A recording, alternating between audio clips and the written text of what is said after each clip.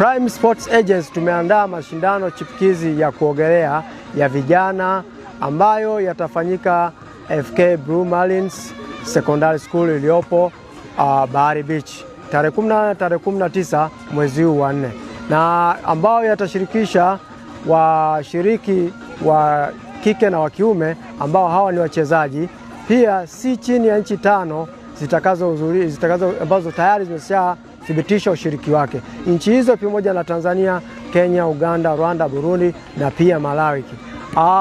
Lengo la mashindano haya ni kuweza kutambua vipaji mbalimbali tofauti katika mchezo huu wa kuogelea, na kuweza pia kunyamua na wale pia ambao watoto wadogo tuweze kuwapa msaada kuweza kufikia hata kuweza kushiriki katika mashindano either ya kimataifa au ya Afrika na hata duniani kwa ujumla. Na pia tunapenda kuwakaribisha wadau mbalimbali katika mchezo huu ili waweze kuwepo kuweza kushuhudia na hata kuweza kuchukua vipaji kutoka katika nchi tofauti. Tunajua hawa wachezaji wametoka katika shule mbalimbali za kimataifa, shule za kawaida na pia hata vilabu mbalimbali. Vilabu vingi vikitokea hapa Tanzania na vilabu vingine vikitokea Uganda na vingine Kenya. Hivyo tunawakaribisha sana wadau mbalimbali ili waweze kuwepo katika siku hiyo kushuhudia sasa mtanange mbalimbali.